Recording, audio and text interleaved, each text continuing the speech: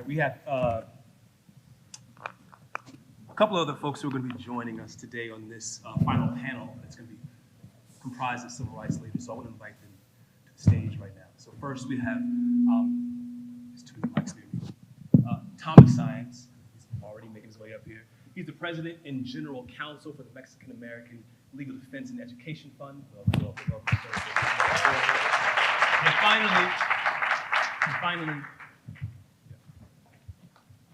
finally, one of the first people here today, one of the first people I saw today, he's been patiently waiting, and I'm really excited to have him here as well, is Dr. Ivory Tolson, who's the Director of Education, Innovation, and Research at the NAACP.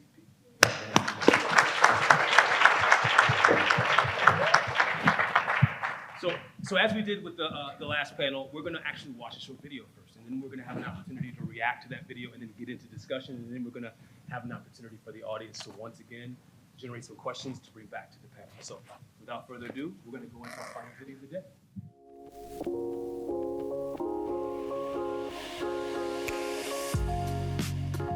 Yes, a lot of them. I know a lot of my older friends, they was a part of programs that is like guaranteed to pay for college and stuff like that, but because they haven't passed the test, all their work is like going to void.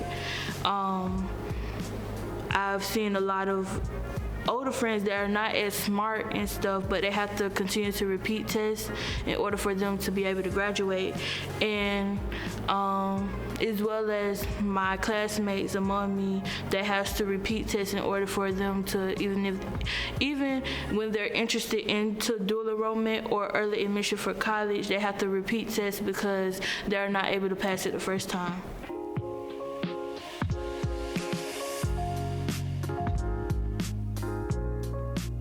A student should have to worry about, if I don't do good here, where will I end up? Because they start the testing at fairly young ages, like it's third grade and like up and whatnot. So no, I don't feel like any third graders should have to feel like if they don't pass this test, what will happen to me? Where will I end up? That's never a good feeling to have to go through for anyone, especially not those types of children. So, all right, let's get going. So you had an opportunity to hear young people speak from their heart and their experience. And what I would actually like to do is, particularly as it relates to the first young lady, we can get to the second young man in a moment. She talks about this idea of having limiting opportunities for her and her peers. And I'm just interested in getting your reactions to that. Like, what it's like to hear a young person already able to articulate that as an experience. And so before we even kind of talk about anything beyond that, I'm curious how that lands for you just to hear that. And we'll start to my immediate left. Yeah, well, it makes me angry, but I'm not surprised to hear it. And I had those same feelings. The first research study that I did, and I did it on my own, it was to investigate whether or not my low ACT score would create a barrier to me finishing Louisiana State University, which is where I went. Because my ACT score, when I got the scores back, they actually had it on there, and they probably don't do that now, but they had on my results my odds of finishing LSU in 4 years, and it was very, very low. So I went to college with that shadow, because that was a school that I selected for them to send my results to. And just luckily, I got a job in junior division during my freshman year, and my job was to stuff records in everyone's file. This was before digital filing. And so I had to stuff the first year of college performance, which had on there their ACT scores all day into files. And every one that I looked at, I was looking for the ones with a low ACT scores like mine, who did well in college. And it was that experience that helped me to overcome that stereotype threat that was given to me. So we really do have a huge problem with exposing students to this information. Even worse problem of exposing teachers to this information, which leads to their low expectations of the students. So just very happy to be here with the National Urban League, who is playing offense on this issue. Thank you. So it was demoralizing. Demoralizing because what I saw as a student who unfortunately sees school as a place of limiting opportunity instead of as a place of promoting opportunity, which is what it should be for all students. And any student who has that perspective, that's a very serious indication of a problem in our system. And whether it's tests, or unfortunately, I think you could ask students about teachers, whether a teacher has prevented them from accessing an opportunity, whether it's extracurricular activities or a program or scholarship. And I fear that we would get from Black and brown students around the country a similar answer. And that is to say, it's an indication that there is racial bias throughout our education system. And it's important for us to discuss, as the Urban League has brought us together today, about that phenomenon when it comes to assessment tests. But I think, as was raised by the last panel, we really have to see it in a broader context, that there are mechanisms where bias impedes opportunity still for too many students, and mechanisms, plural, multiple mechanisms that allow bias to impede opportunity and to instead turn public schools into places of limitation of opportunity. And that's not what public schools should be. So that's why my reaction to that was a real gut punch, because that's not what schools should be, but it epitomizes the broader problem where we have certain students who experience schools as places of limitation rather than opportunity. Thank you. I wonder whether the comments, while directed at the test, are broader comments on the efficacy and what students are really learning, or what the student experience is all about. Because my opinion is we have to be really clear-eyed about this. Standardized tests were designed with the intent to remove the subjective bias of classroom individualized teacher grading. Now, it has not turned out that way, right? It has not turned out that way. But as a parent, I want to know how my child is doing, and I want some fair way to know how they are doing. And as a parent, I may not be sitting there thinking about disparities and standardized test bias. I'm thinking about, I just want to make sure my own child learns to read, write, count, think, analyze as to what they're supposed to do. The other horror of the past is a horror of how things used to work in southern school districts. So in the black school over here, the fifth graders were using third grade textbooks handed down from the white school over there. And so the disparities were camouflaged, because if you were using third grade lesson plans and books in fifth grade and the kids did well, you say, oh, kids are doing well, and didn't even know that they were being taught 2 years behind everyone else.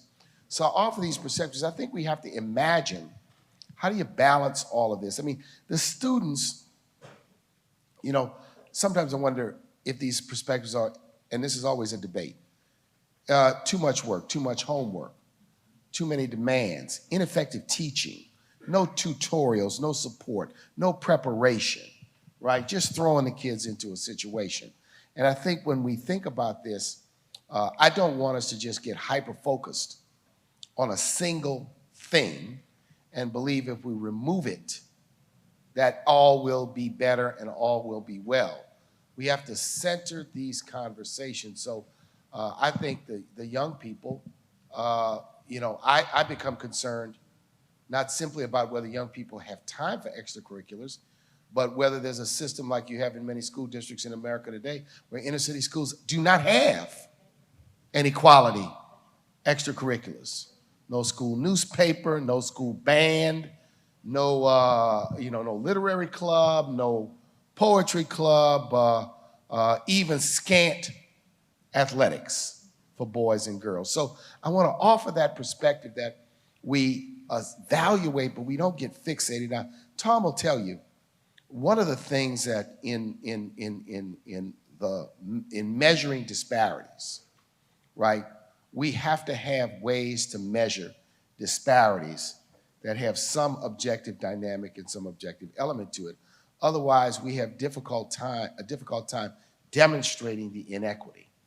But I think again, I said this up there, we have to think more, and this has always been camouflaged, about the broad set of inputs, so that an assessment is not only an assessment of a student, it's an assessment of a school. It's an assessment of a faculty. It's an assessment of leadership. It's an assessment of the school district, right? It's an assessment of the leadership. And too often, the children have been blamed and taken the heat and the brunt for the failures of grown folk. We got a grown folk problem, y'all. The problem of grown folk and what they're doing or not doing. Yeah, I mean, look, I hate to say it, but I'm not here due to my test scores and, doing extremely well, and succeeding in school. It was other factors, things that, other ways that I could perform and show that I could do the work, that I could succeed academically in school. The question I have here is what happens next, right? So if she doesn't perform well, or her peers don't perform well, then what happens, right? We want to see improvement too, right? So we want to see a measurement, and then what happens next? How does the teacher respond? How does the school respond? Are we able to move people from one place to the other? I've opened up test books and looked at exams where I had no idea what they were talking about. And there's nothing worse than doing that and looking around you and seeing all your peers answering questions. Like they know the content and you don't, for some reason, right? That is a horrible, horrible feeling. So I think there's no question we've got a whole range of problems, right? But the key question here is what happens next, and how are our schools responding in some of the ways that we've mentioned, which is the test is one measure. There's other things that need to happen for kids to perform and succeed in schools. What are those other things? What are those other supports that they're getting? I want to sort of do a little bit of a pivot because this idea of playing offense it's intermixing in my mind with the fact that there are things happening in the courts and there are things happening within legislative processes that many will assert are actively designed to dismantle public education. So, Tom, you've already brought it to this idea, and it kind of made me think about it right away. It's like you use the sort of modifier public education, and it is the case that in many ways implicitly we're talking about the public education system, whether it's in out of school time or in school time. It's happening in buildings, it's happening in sort of the public space.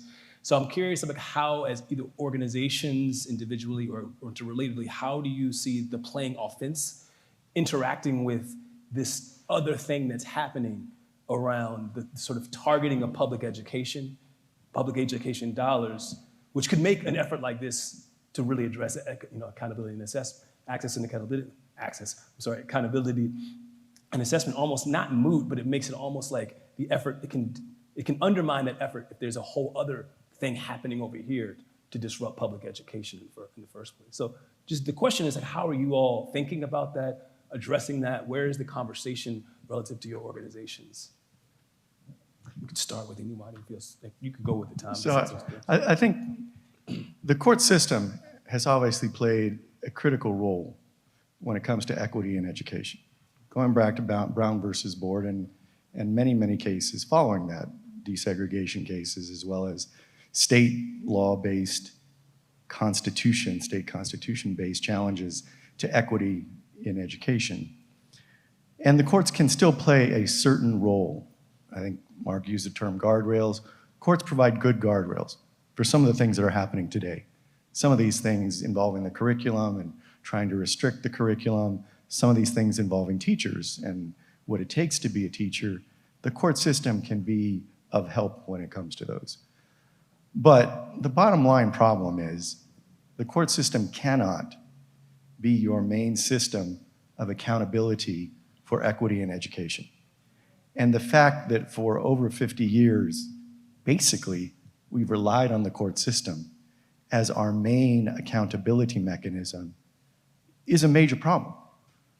I used to tell folks, if courts are your main mechanism of accountability, that is a system that needs to be overturned. Because as much as I believe in courts and that we have a role to play in these contemporary matters, you cannot rely on the court system, federal or state, to fix equity in education. We need a deeper solution. And the problem at bottom when we talk about accountability is that the theoretical accountability mechanism for equity in education is what? It's elected school boards.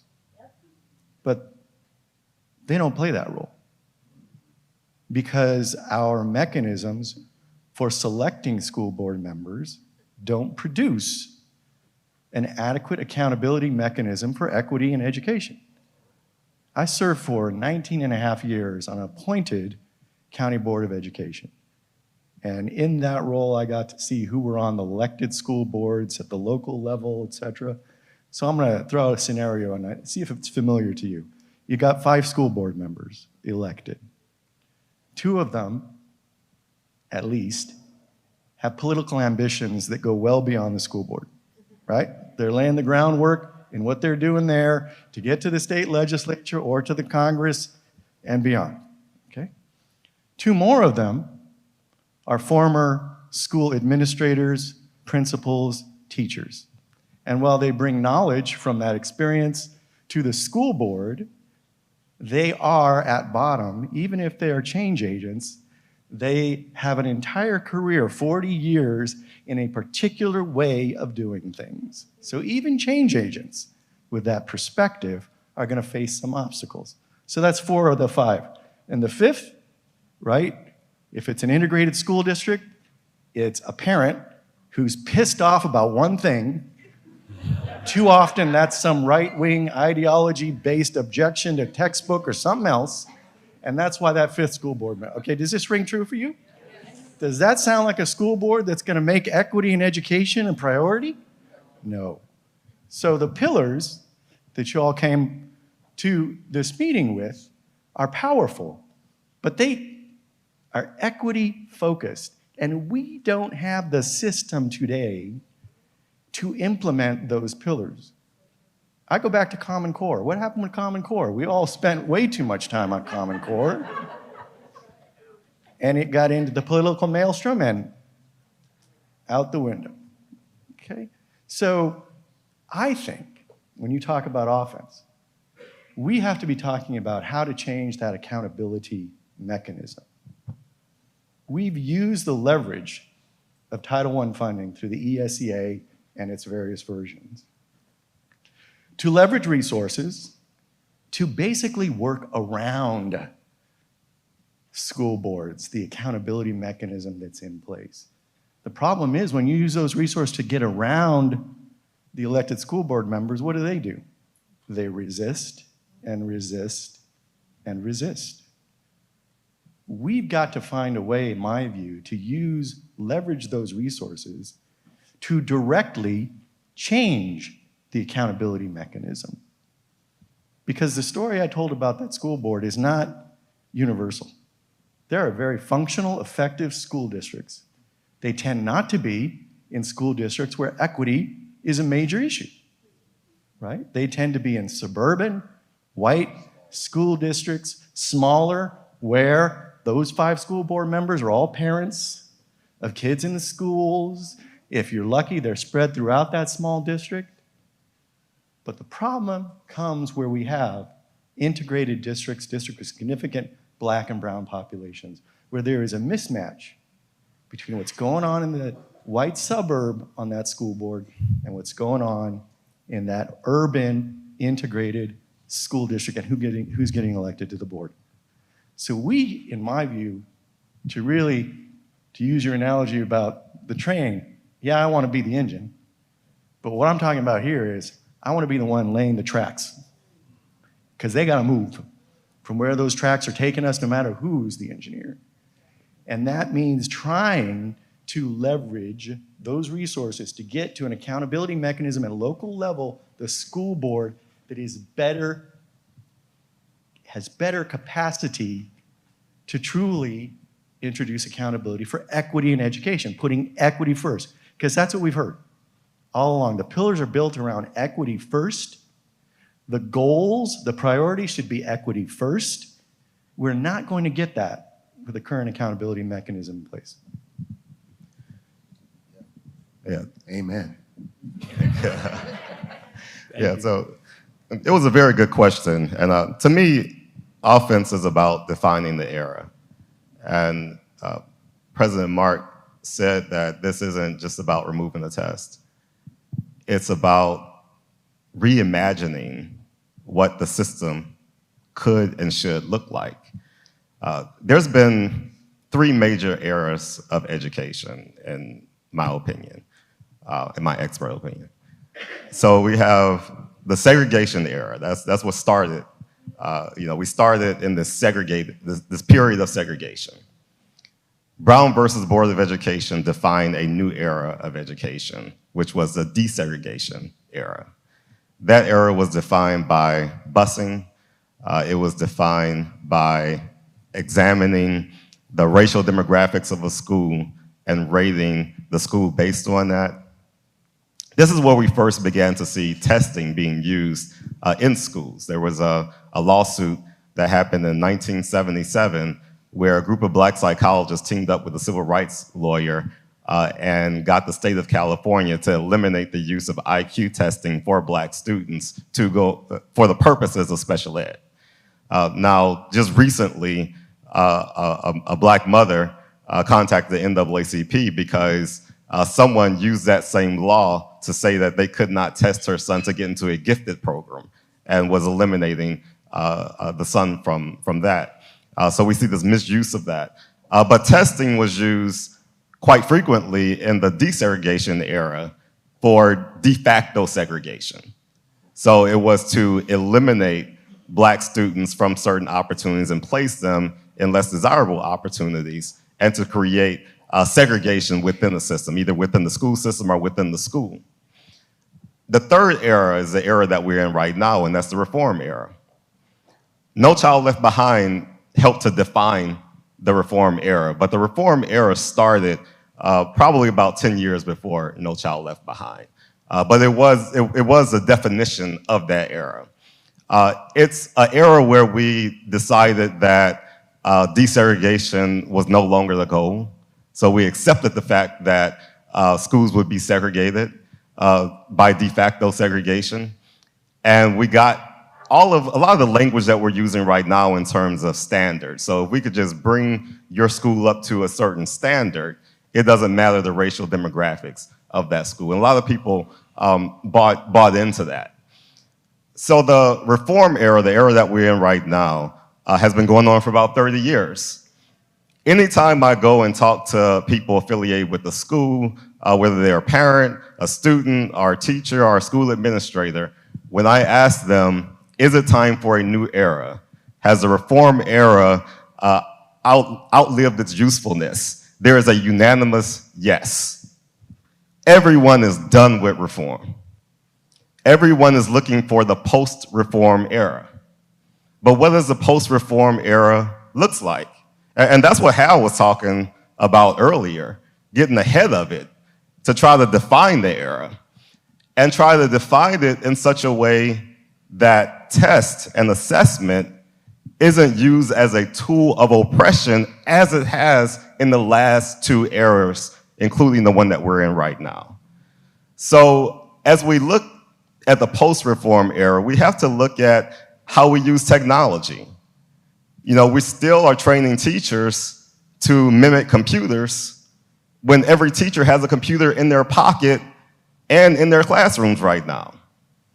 So maybe teachers that have the best ability to memorize a whole lot of information for them to recite later, maybe that's past its usefulness because everyone has a computer, so maybe we should reprioritize things like compassion and understanding of other cultures. Decentralization with technology, you know, like with blockchain technology, all of those types of things, these are things that are emerging right now.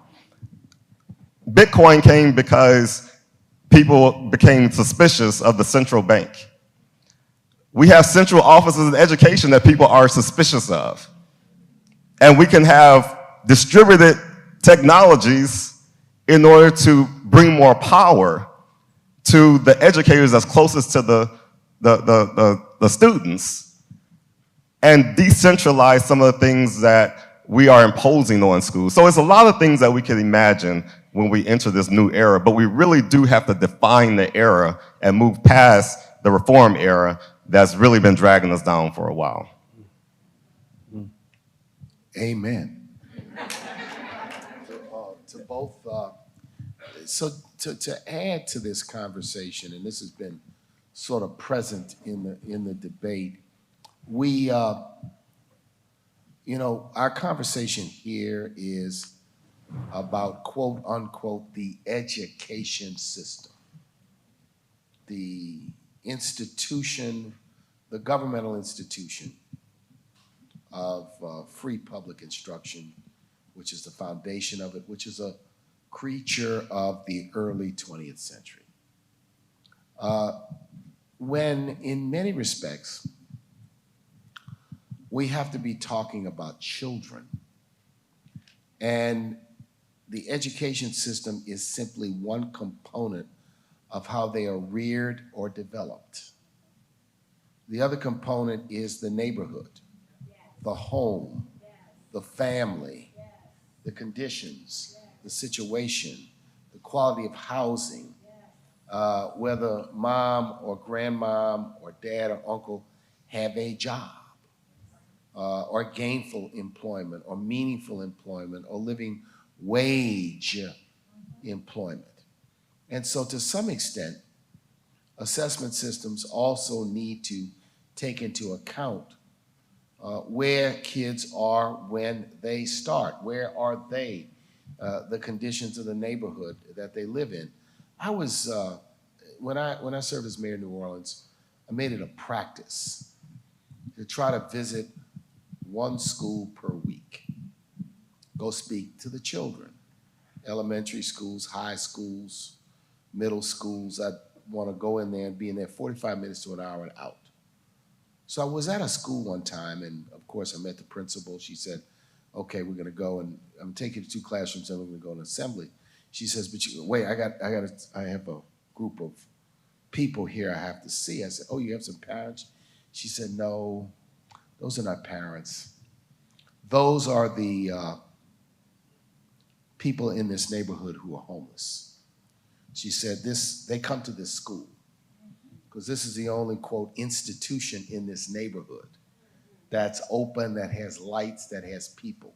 She says, so you see, I'm doubling, tripling as a social worker. Mm-hmm. So I've got to have a Rolodex of references, agencies, people, but also the awareness when someone comes in to understand where they are. And then I'm dealing with folks I'm dealing with some who have children in the school, but I'm dealing with a whole lot who do not have children in the school. That's just a lesson to what the modern school is in many urban communities. It's not just a nice little red schoolhouse. it is dealing with, it is administering to, it is serving the broader community. So I think we have to, in an assessment system, also evaluate the situation, the conditions that children and their families are addressing, because in many respects, some of the most effective interventions are interventions that go to the family, that go to the parents, that go to the condition of the housing. And we cannot have our mind, school is not, you don't kind of just send, your rumpled child to school and like it's a machine, and you put them in, and then they come out on the other side perfect. It's a dynamic process that involves family and community and after-school programs or faith-based experiences or whatever the community is. Everything that the child experiences. I'm on a personal, campaign now, and I want to really, really elevate this issue to bring back a full-bodied, well-funded, comprehensive summer jobs program. Why can't we put millions of teenagers to work, not just in a fast food place, no problem with that, not just doing retail jobs, no problem with that, but experiences in nonprofits, in government, in businesses, in offices where they can learn and have career exploration.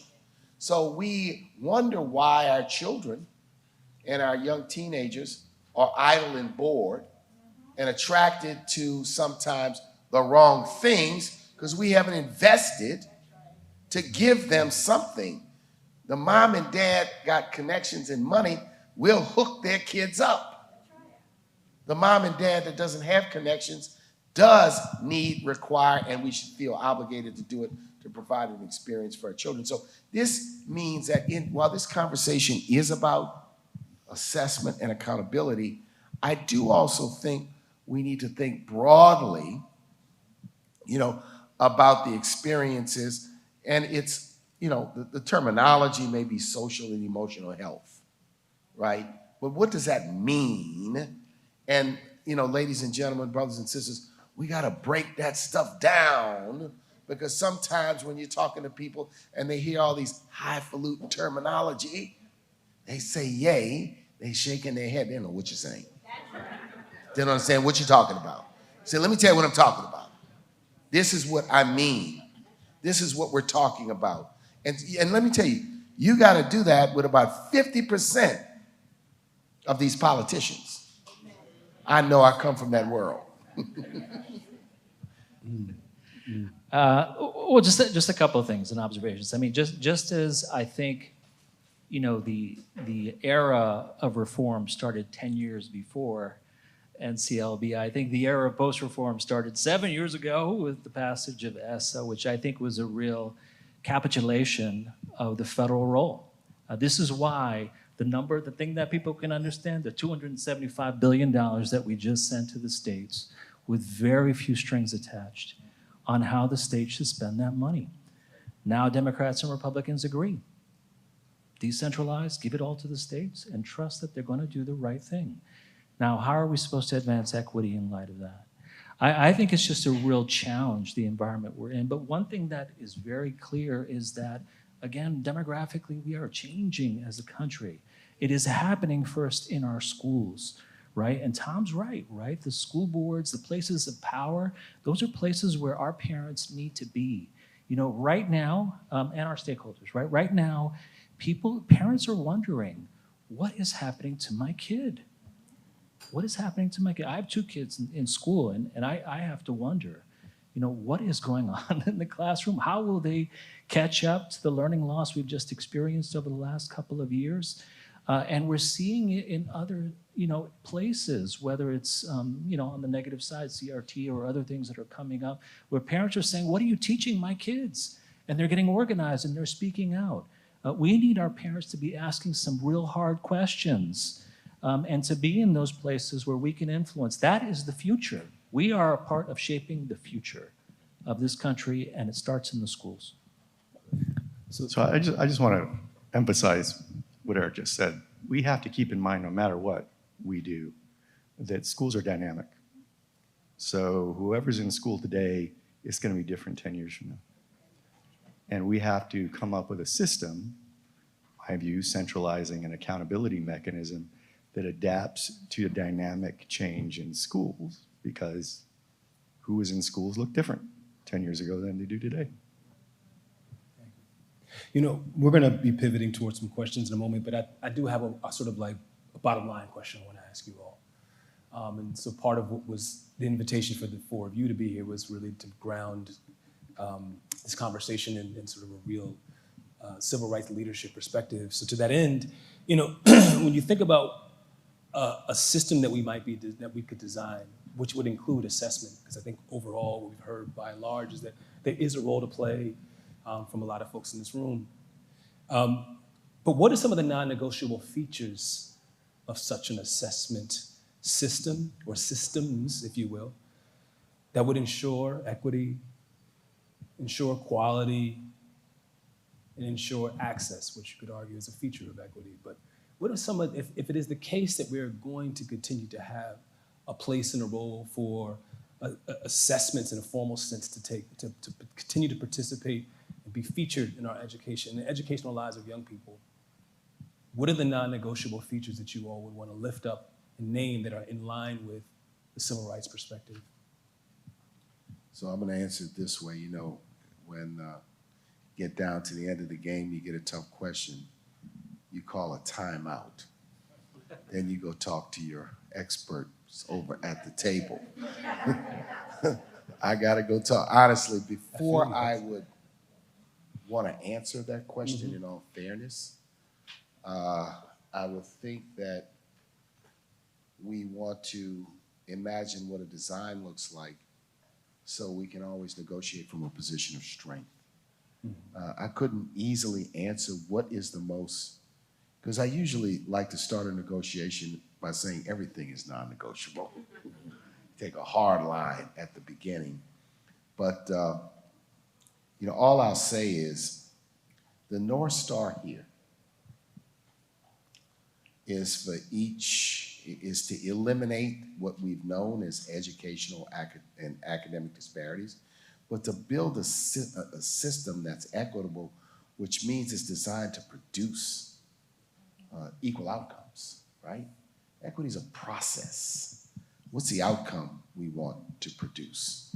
You know, I couldn't posit, you guys may have better thoughts on this, what would be the non-negotiable features? Because I think I'm excited about the next phase of this process, where there's going to be a chance to do some imagination and throw some ideas up and throw some options up. And we have to think about what we can come to a consensus of. There's going to be, what do we think is politically palatable or feasible? But we'll have an opportunity to enter this conversation. And as Dr. Ivory's talked about and Eric's talked, what's this next phase?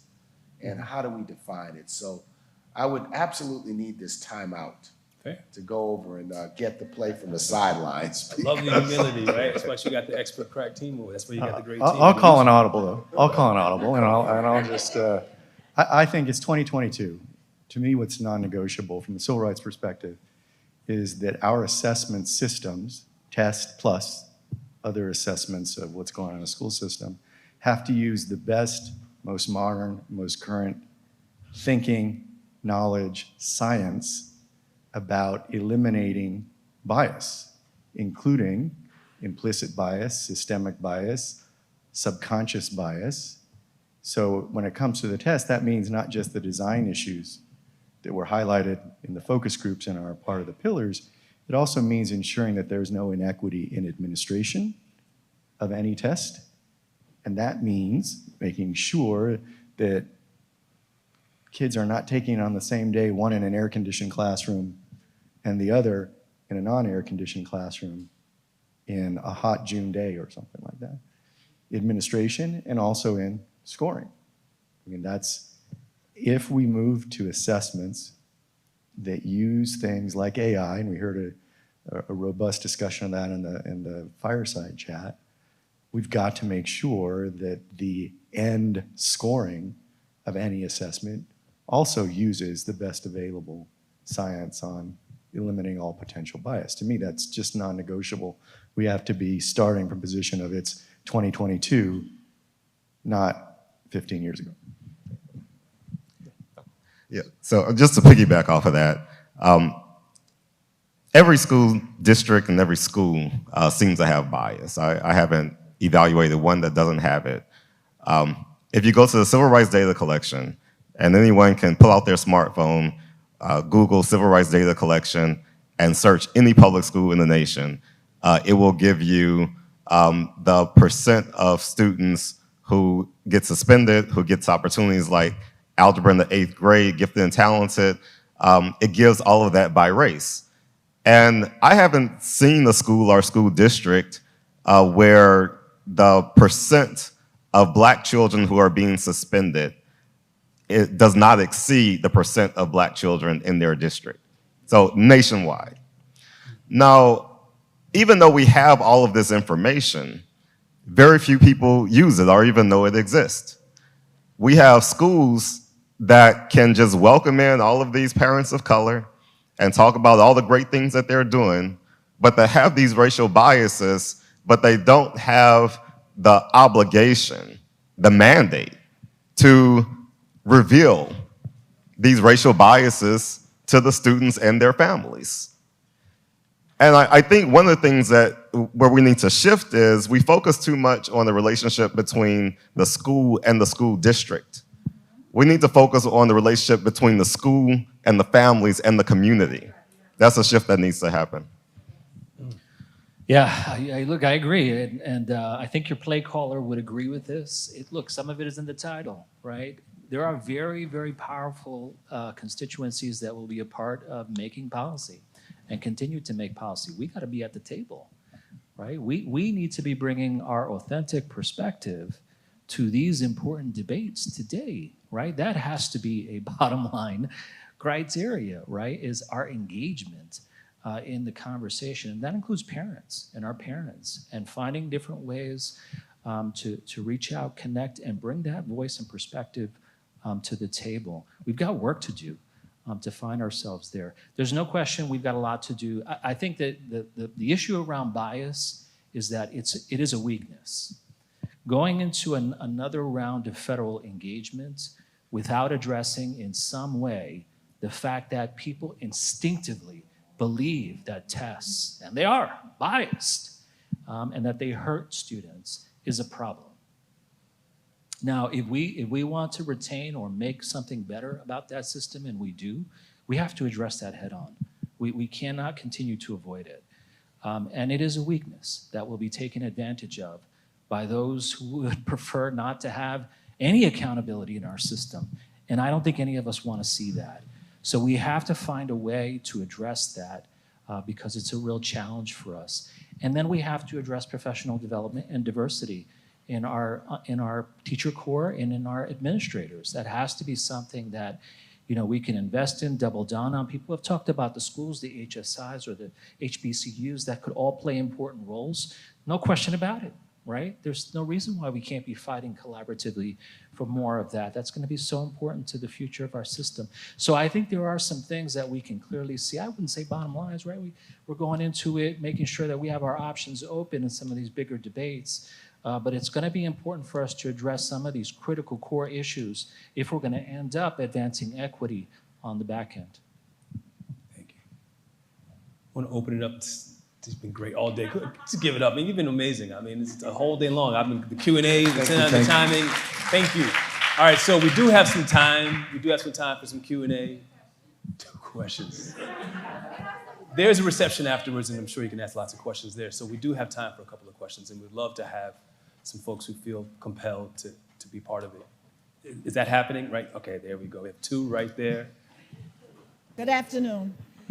I come from a bunch of different perspectives. In the capacity I am here, I am the Community Engagement Specialist for BERT, which stands for Black Education Research Center at Teachers College at Columbia University. And I am also a doctoral student at American University. As a grassroots organizer, what I understand and believe to be fact is that unless you have the voice of the community, you don't have equity, you don't have accountability.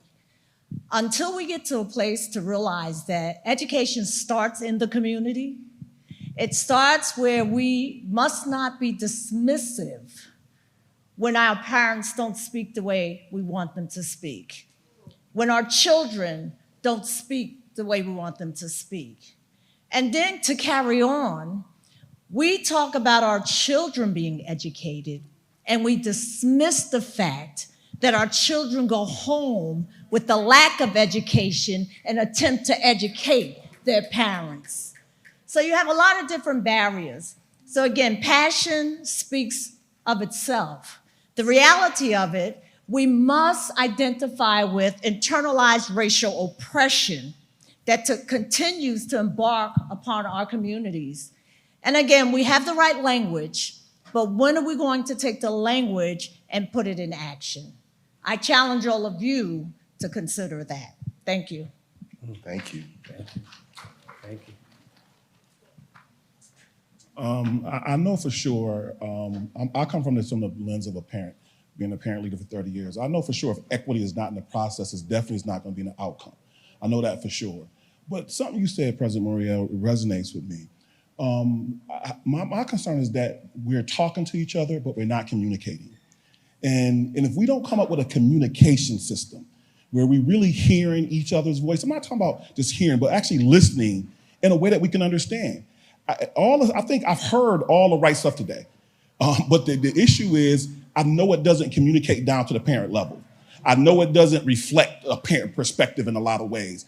And if we can't come up with a communication system to get it to where we can all understand it, because we all want the same thing, we all want the same outcomes, but we can't communicate with each other effectively to get to that outcome. So my question is, where do we have a thought process on how we effectively communicate with each other? I've always wondered what would be required.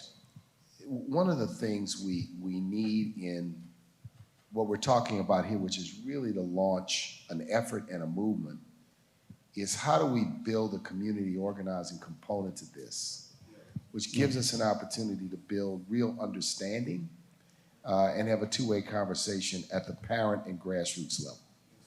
And it's the parents, but it's broader than that, because you have to get to what I call taxpayers and citizens who vote. And some of them may no longer be parents of school-age children. Some of them may never be parents of school-age children for whatever the reason. So how can we have an ongoing, and this is another instance where the old model, which sort of parent-teacher associations, which sort of works in some places, doesn't work in others, may be a broken model, because parents may say, I'm not going to any meeting. First of all, I don't have time. Second, I don't have the appetite for a debate. But I do have an opinion, and I'd like to be heard, but I'm not going to do it in that forum. So we have to, I think, apropos to what you think, how do we build into this? And it seems like schools and school districts, well, really schools, have to build better mechanisms to create conversations and inputs with parents to get them much more engaged in this process. And we have, there's nothing that makes you more tense and nervous as a parent than the condition of your children. I went to school opening night, met with all these teachers, realized that even these classes at the junior level are way above my head, human anatomy and human physiology. My goodness, I looked at the textbook, I closed it right quick. But how do you, it can't be that the parent is expected to be conversant on and an expert on the subjects that their children take. But there's a role for the parent in the conversation. And so we haven't built a new mechanism for parental engagement that's scalable, right? The old method, the PTA, does not necessarily work. I'm not going to say anywhere. It doesn't work in most places. and it struggles in inner city districts where parents work. I'll just tell this story. I was at the elementary school that my younger children went through a pretty significant demographic shift while they were there. When my son was in first grade, he was the only black boy in the class. When my daughter graduated from 8th grade, there was only one white student in the class, same school. And I remember talking to one of the mothers who said to me, this is a mother who happened to not be a person of color, said, the parents are not as involved as they are. And I said, a lot of these moms work. She said, you're right. She says, and she kind of said, how stupid of me not to realize that. She says, I don't have to work, I'm gonna stay at home. I said, they work. So they really can't come here at 4 o'clock in the evening or 5 o'clock in the evening. And at 6 o'clock in the evening, they're busy trying to keep things together at home. I said, so this is not a lack of interest. It's the reality of what the working mother or the working parents have to indeed deal with. And so any system that is about parental engagement or community engagement has to be cognizant of those realities, I'll say. Zoom gives you, technology gives you, if parents are connected, some new opportunities as well. So I just, at Waldorf, we believe greatly in parent involvement. We run for 35 years a parent-school partnership program to basically give education to parents about how to be involved, not just in their own child's education, but in the education of the community. But I have come to the conclusion that we have to change the power dynamic. We can do all the organizing on the planet, but the power dynamic is not on the parents' side in the school districts we're talking about. When I was talking about changing the accountability mechanism of school boards, that's what I mean. So imagine if a part of the reauthorization of the Elementary and Secondary Education Act was the federal government coming up with a parent involvement index for every school district in the country. And you can think in your mind what would be in that index. Are there parents on the school board? Grandparents on the school board?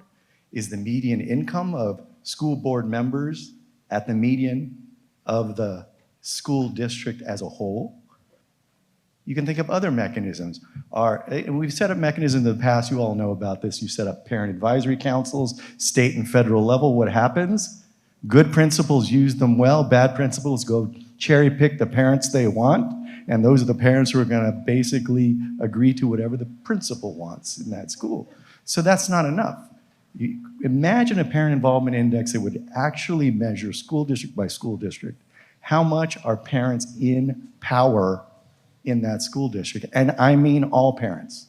Parents who are not citizens, not voters, parents who don't speak English, parents who are working so much that they don't have the time, they don't have the income to invest in an election of a school board member.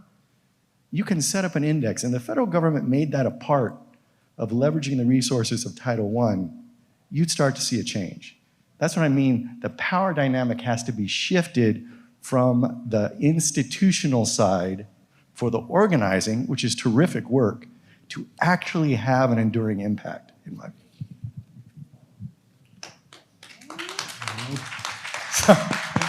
That was wonderful.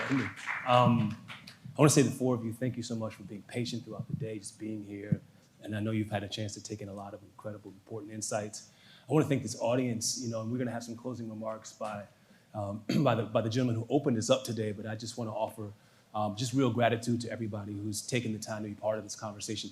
In true sort of facilitator form, I have a couple of just takeaways that I want to just report back to this group that I'm taking away from this space, which are just, they're 10, right? And they're not in any way comprehensive, but I've heard here in all these conversations, and some of the highlights were this idea of reprioritizing what we care about from a learning perspective. I've heard that we need to shift who's at the center of our systems. We need to expand and particularize accountability across our systems, including districts, policymakers, states, elected officials, and even teacher training programs and beyond. We want to be able to responsibly and ethically tap into innovations and technologies that could support learning.